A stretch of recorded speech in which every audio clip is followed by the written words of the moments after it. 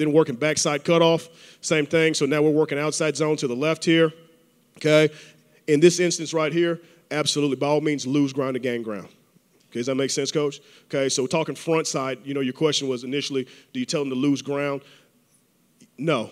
On the backside, yes. You know what I mean? Lose ground to gain ground, okay? And my point being right now, okay, we got a 4 technique. He's a flat-footed defender. He's not necessarily a penetrator. He's more playing a read technique, okay, what I call launch technique, okay? So right now he's going to mirror our shoulders. So my point being, for this defender has an advantage over us, okay? The advantage that he has is that all he has to do is lose ground to still defend his gap. Does that make sense? So if you take a poor angle and he loses ground, he can still beat you inside. Does that make sense? Okay, our job is to get our body between the defender and the ball carrier. So by all means, lose ground to gain ground, okay? One of the biggest coaching emphasis and things you want to work on is the pre-snap weight distribution, okay? And I'm going to show you a couple clips here where guys struggle, okay, or have a hard time cutting people off because of that first step. You see how it's kind of a 0 step, how he just pivots off that toe. Does that make sense? You watch this step of this guy who's not a trained defensive lineman, but his first step is inside and it gains ground. Does that make sense?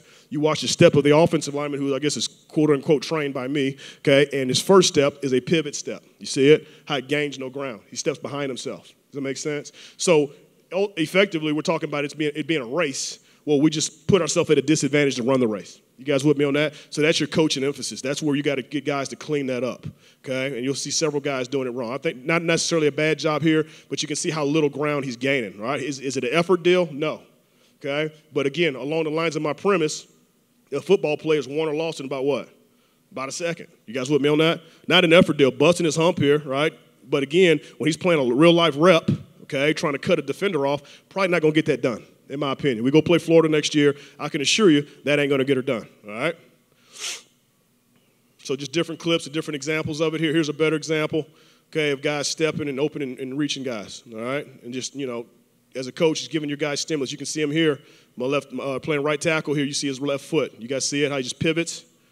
Okay, not going to get there. You guys with me on that? Okay, so then what answers do you have? What can you get? What answers do you have to help your guys? Well, let's cut some people. You know what I mean?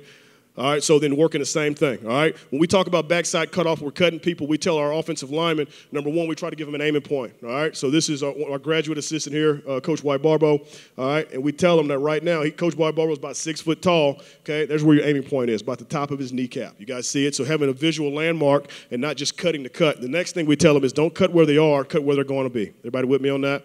Okay, so make sure that you guys are having a legitimate aiming point and not just diving on the back of defenders' heels or ankles. Making sure we're gaining ground with our steps and then cutting not where they are but where they're going to be, okay? So they're working those backside cuts, okay? Too high here. He's cutting the guy right now at his waist. Going to be real hard to get a guy on the ground. You guys with me on that? So not just drilling the drill, but actually showing these clips to guys during practice and making sure they're understanding. So you can see how many guys are practicing it poorly here, okay? So then from there, working front side and back side, the same drill, correct? All right, working combos, all right? When we tell our guys to cut, to me there's nothing worse than giving a guy a loaded weapon, a weapon that's designed for personal protection, whatever, they don't know how to use it, okay? So now we give our guys the ability to cut. We want them to be great decision makers. So add a second-level defender in there, okay? And we tell our guys, in order for you to cut a second-level defender, okay, he's got to have two things. One, he's got to be square to you, and number two, he's got to have forward momentum. If that defender doesn't have forward momentum, don't cut, stay high. Everybody with me on that? So then we just give him a stimulus, okay? Second-level defender is turning and chasing. When he gets his eyes there, he knows it, so now he can cut. Everybody with me on that? Okay? He's got his same progression, okay? He's working versus a heads technique. The defender hit away from him. 1-2, knows he's climbing. Eye snap to second-level defender. He's got flow to him. Cut him.